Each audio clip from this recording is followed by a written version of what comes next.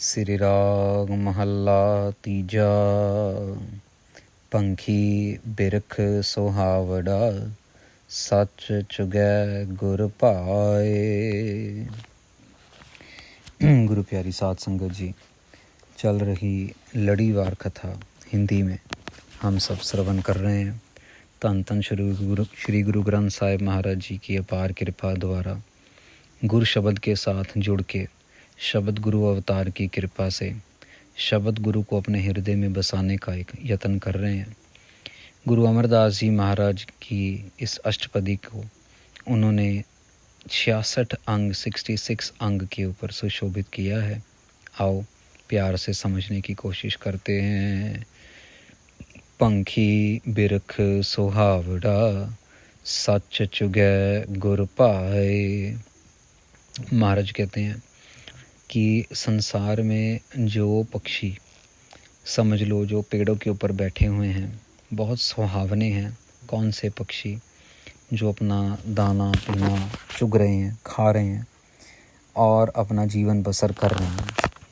अब यहाँ पे आध्यात्मिक तौर के ऊपर महाराज बता रहे हैं कि वो आत्माएं, जीव आत्माएं, वो गुरु महाराज को, परमेश्वर को बहुत अच्छी लगती हैं, जो कि सच का खाना चुग रही हैं, जो सच्चे नाम को चुग रही हैं। सारा दिन सारी रात सतनाम वाहिगुरु का खाना चुग रही हैं। वो गुरु महाराज को भाती हैं, वो गुरु महाराज को पसंद हैं। हर रस पीवै सहज रहै, ओडै न आवे जाए। महाराज कहते हैं वो हरि के रस को पी रही हैं, वो सहज में रहती हैं, शांति में रहती हैं, अपनी तसल्ली में रहती हैं, अपनी कह लो कि एक बहुत ही संतुष्टि भरी दुनिया में जी रही हैं वो जीवात्माएं। वो मनुष्य जो नाम के साथ जुड़े हैं, ओडै न आवे जाए, वो तो फिर आते जाते नहीं है। कभी यहाँ चले गए, एक पेड़ से दूसरा पेड़, दूसरे पेड़ से तीसरा पेड़, पर वो जो कह लो कि नाम से नहीं जुड़े हुए, वो जो अपने मन की सुनते हैं, वो जो सच से ना जुड़ के झूठ से जुड़े हुए हैं, वो बार बार आते जाते रहते हैं। एक पेड़ से दूसरा, दूसरे पेड़ से तीसरा, मतलब कि एक शरीर से दूसरा शरीर, दूसरे शरीर से तीसरा शरीर, वो तो बार बार फिर 84 लख में आते जाते रहते हैं। निज घर वासा पाया, हर हर नाम समाए। महाराज कहते हैं उनको फिर निज घर स्वरूप, सचखंड स्वरूप, अपने मन के स्वरूप के अंदर परिपूर्ण परमेश्वर अकाल पुरख वाहिगुरु नज़र आते हैं, उनको महसूस होते हैं, उनकी कृपा के पात्र बनते हैं। निज घर वासा, अपने घर स्वरूप, सचखंड स्वरूप के अंदर हर हर नाम समाए। उनके घर, निज घर के अंदर, मन के अंदर, उनकी बिरती के अंदर, उनकी अवस्था के अंदर जो है नाम समा जाता है। वो नाम में समा जाते हैं, समा रहे हैं। मन रे गुर की कार कमाए। फिर महाराज फिर हमें अगर ऐसा करना हो तो क्या करें? गुरु महाराज कहते हैं मन रे गुर की कार कमाए, गुरु की सेवा करो। कार का मतलब होता है सेवा करना। साध संगत लिखा था ना गाड़ियों पे, कार सेवा, कार का मतलब होता है सेवा। महाराज कहते हैं गुरु की कार कमाओ, गुरु की सेवा करो, गुरु के बताए हुए रास्ते पे चलो, गुरु की दिए हुए ज्ञान के साथ जीवन को व्यतीत करो, गुरु के चरणों में अपना आपा समर्पित करके, अपनी हावमें को मार के, अपना सब कुछ त्याग के। सब कुछ त्यागने का मतलब ये नहीं साध संगत जी कि घर बार त्याग दिया, ये सब कुछ त्यागने का मतलब अहंकार को त्यागना। सब कुछ त्यागने का मतलब अपनी मैं गुरु के चरणों में रख देनी। अब वो उसका प्रैक्टिकल एग्जाम्पल क्या होता है साध संगत जी? प्रैक्टिकल एग्जाम्पल होता है कि भाई बाहर बरसात हो रही है और गुरुद्वारे जाने का टाइम हो गया। अब गुरुद्वारे जाने का टाइम हो और बाहर बरसात हो रही है। अब मन कहेगा कि अरे छोड़ यार, क्या बरसात हो रही है, अभी तू जाएगा गीला हो जाएगा, ये हो जाएगा, वो हो जाएगा। लेकिन गुरु मत क्या कह रही है? कह रही है कि नहीं, भले ही अंधेरा है, भले ही चांदना है, भले ही कुछ भी है, लेकिन गुरु के चरणों में तो जाना है, माथा टेकना है, गुरु महाराज के दर्शन करने हैं। उसके बिना तो हमारी जो है गति नहीं है। यहीं पे साथ संगत जी अपनी मैं को त्याग के और गुरु की मत लेनी है, गुर की कार कमाए। अब जब गुरुद्वारे जाएंगे तो फिर सेवा करने का मौका भी मिलेगा, फिर दर्शन करने का भी जो फल मिलेगा, फिर संगत से भी मेल मिलाप होगा। क्या पता कोई काम रुका हो, वो रुका हुआ काम बन जाएगा। क्या पता किसी ऐसे शख्स से मेल हो जाए जिससे आने वाले समय के अंदर अपने को फ़ायदा हो। तो गुरु महाराज कृपा करके बार बार यही समझा रहे हैं, गुर की कार कमाए, गुर कै भाणै जे चलै, ता अन दिन रच है हर नाए। महाराज कहते हैं जो गुरु महाराज के भाने में चलते हैं वो रात दिन जो है रच है हर नाए। जैसे साध संगत जी रच जाता है ना, हम आपने सुना होगा कि नौजवान लड़कियां मेहंदी लगाती हैं अपने हाथों में, तो वो कहती हैं मेहंदी रच गई, मतलब कि मेहंदी सज गई कहते हैं ना। तो ये महाराज भी यहाँ पे यही कह रहे हैं, जैसे रचने का मतलब है कि हाथ के अंदर जो है मेहंदी का अगर रंग चला गया, पैरों में हाथों में वह मेहंदी का रंग चला गया तो मेहंदी सज गई, मेहंदी रच गई।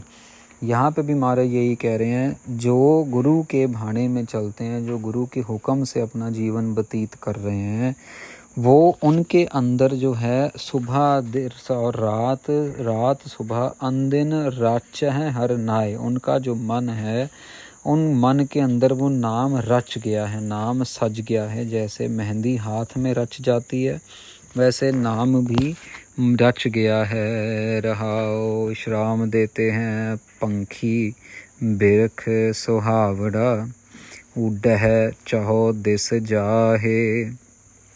अब महाराज दोबारा से पक्षी का एक एग्ज़ाम्पल दे रहे हैं। महाराज कह रहे हैं पंखी बिरख सुहावड़े, वो वाले पंछी जो है बहुत सुंदर हैं।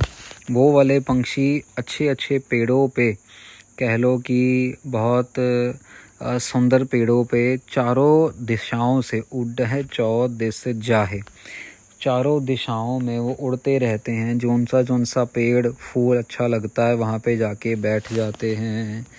जेता उड है दुख कढ़े, नित दाज है तय बिल लाए। महाराज कहते हैं जितनी दूर उड़ते हैं, जैसे जैसे खूबसूरत पेड़ों पे फलों पे बैठने की कोशिश करते हैं, पर ये नहीं पता होता कि वहाँ पे तो दुख भी बहुत बड़ा है, क्योंकि वहाँ पे शिकारी ने जाल बिछाया होता है। नित दाज है तय बिल लाए, फिर जब वो पकड़े जाते हैं, जब उनको पकड़ लिया जाता है, फिर उनको मारा जाता है, जलाया जाता है, क्योंकि शिकारी तो मार के खाते हैं, आदिवासी लोग भी खाते हैं। शिकारी पकड़ के ले जाते हैं, पिंजरे में बंद कर देते हैं। नित दाज है तय बिल लाए, उस टाइम वो बिल लाते हैं जब उनको जलाया जाता है, जब उनको पकड़ लिया जाता है।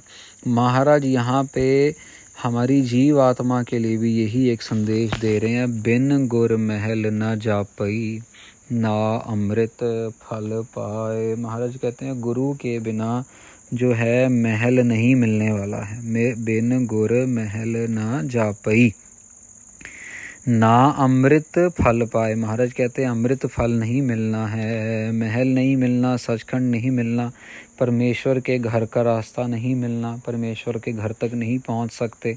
अपने साथ संगत जी वैसे तो बहुत छलांग वलांग लगा लेंगे, लेकिन जो मन की अवस्था को टिकाना है ना नाम के अंदर, वो बहुत मुश्किल काम है। वो नहीं मिलता जब तक हम यहाँ भटके वहाँ भटके, इसके पास गए उसके पास गए, यहाँ भी चले गए वहाँ भी चले गए, यहाँ ये वाली फ़िल्म भी देख ली, वो भी काम कर लिया, यहाँ पे भी चले गए, शॉपिंग भी चले गए, लेकिन कहाँ नहीं जा पाए, गुरुद्वारे ही नहीं जा पाए करके टाइम ही नहीं मिला। कमाल की बात है, 24 घंटों में से 24 मिनट का, आधे घंटे का टाइम भी हम नहीं निकाल पाते हैं कि हम गुरुद्वारे जाके गुरु महाराज के दर्शन करें। देखो कितनी बड़ी बात है। हमें जौन सा मालिक, हम नौकरियां करते हैं सब के सब, हमें जौन सा मालिक एक महीने की, सिर्फ एक महीने की तनख्वाह वो दे रहा है, कभी कभार तो वो भी नहीं देते हैं, उसके पास हम 8-8 घंटे 9-9 घंटे 10-10 घंटे बैठे रहेंगे, जबकि वो सिर्फ हमें एक महीने की तनख्वाह दे रहा है। हमारे शरीर का रेस्ट पोस्ट, हमारे बच्चों की पढ़ाई, हमारे बच्चों की हेल्थ, बहुत कुछ जो है उसके हाथ में कुछ भी नहीं है, वो सिर्फ हमें एक महीने की तनख्वाह दे रहा है।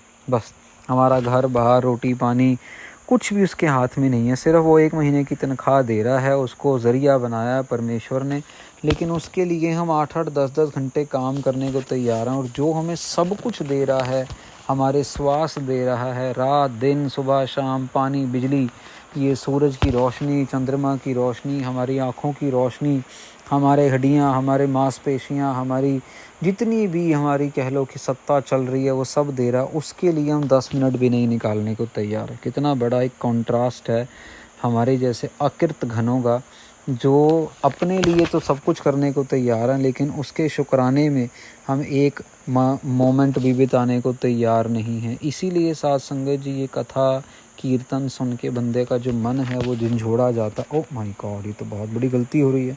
फिर धीरे धीरे करते करते हम लोग अपने आप को बदलने की कोशिश करते हैं, और गुरु महाराज कृपा करें, हमारे सूखे हुए मनों को नाम का अमृत डालें, नाम का पानी डालें, तो फिर हमारा मन भी हरा भरा होना शुरू हो जाता है। गुरमुख ब्रह्म हरि आवला, साचै सहज सुभाए।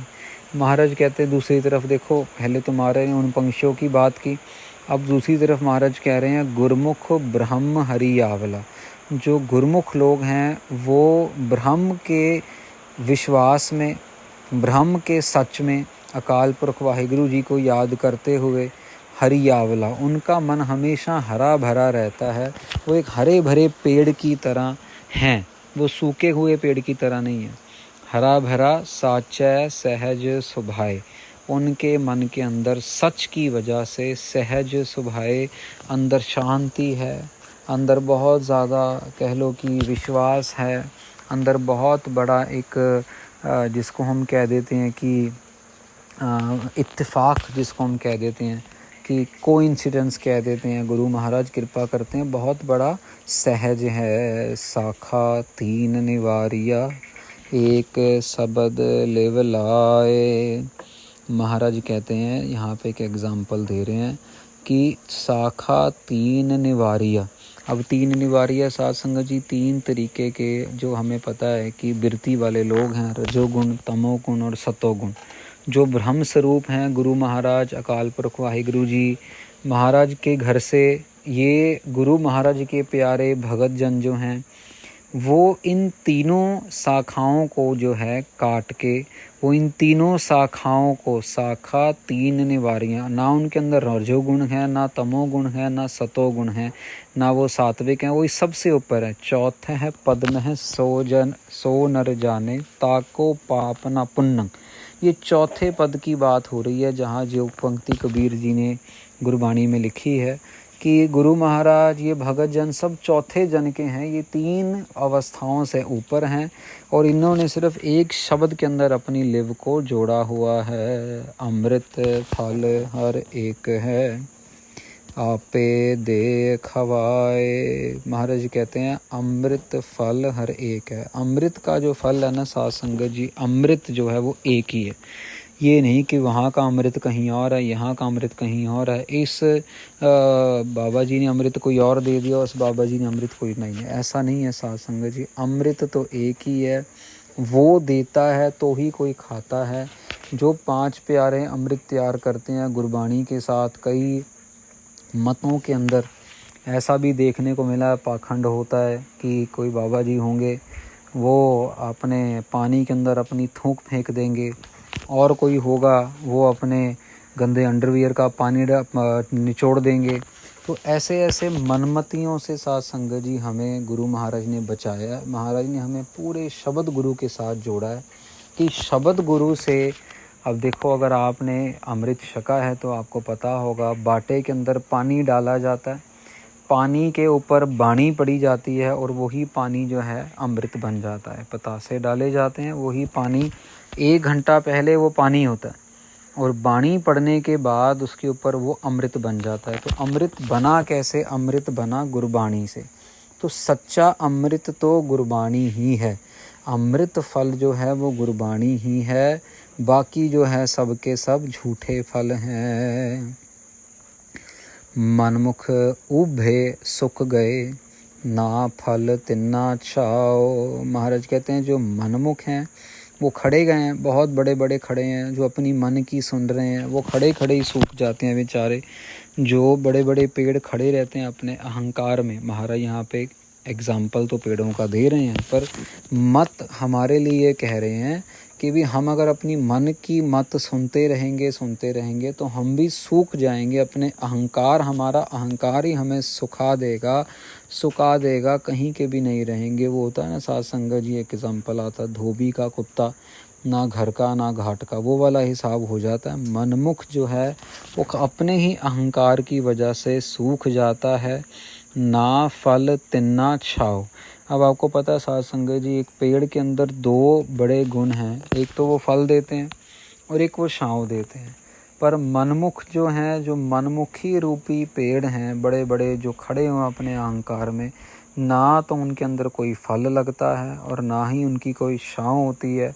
जितना मर्जी वो ऊंचा ज़रूर दिखेंगे, देखने में वो ऊंचे ज़रूर लगते हैं, लेकिन ना तो उनकी कोई छाँव है, ना तो उनसे कोई फ़ायदा ले पाता है, और ना ही उनका कोई फल है, ना ही वो किसी का कुछ भला कर सकते हैं, किसी का पेट भर दिया या किसी बच्चे की पढ़ाई करवा दी या कुछ नहीं। वो अपने ही अहंकार में, अपने ही जेब भरने में लगे रहेंगे, बटोरने में लगे रहेंगे, अपने लिए सोचेंगे, अपने परिवार के लिए सोचेंगे, पर किसी और के लिए उनकी जो मत है वो नहीं काम करती साध संगत जी, क्योंकि अहंकार का पर्दा आगे पड़ा हुआ है। अपने अलावा और कोई नज़र ही नहीं आता। तिना पास ना बैसिए ओ ना घर ना गिराओ। महाराज कहते हैं उनके पास बैठने का कोई फ़ायदा नहीं, कोई भी उनके पास नहीं बैठता है।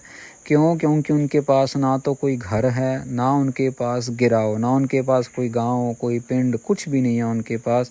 सिर्फ उनके पास अहंकार ही अहंकार है। साध संगत जी, कभी कभार मुखौटा लगा के भी ना लोग कोशिश करते हैं अपने आप को ऐसा साधु महात्मा बनाने की, बताने की कोशिश करते हैं, पर उनकी भी दुकानें ज़्यादा देर चलती नहीं है, क्योंकि अंतर आत्मा में तो उनको पता है कि हम जो कर रहे हैं वो गलत है, और करते दुकान जो है उनकी भी बंद हो जाती है। कटिय है तय नित जालिय है ओ ना शब्द नानाओ। महाराज कहते हैं वो अपने आप को रोज़ काटते हैं, रोज़ जलाते हैं, लेकिन क्या है, ना उनके अंदर शब्द है और ना ही उनके अंदर नाम है। मतलब वो अहंकार की आग में तो अपने आप को काटते रहते हैं, अपनी ऊंचाई को कम करते रहते हैं और अपने आप को जलाते भी रहते हैं ईर्खा की आग में।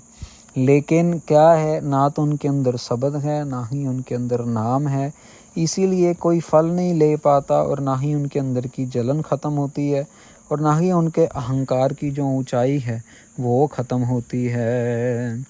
सो साध संगत जी, यहाँ पे आधी अष्टपदी लगभग संपूर्ण हो जाती है। तो कल फिर 66 अंग 66 अंग की गुरु अमरदास जी महाराज जी के अष्टपदी के दूसरे भाग के साथ आपके सामने हाजिर होंगे।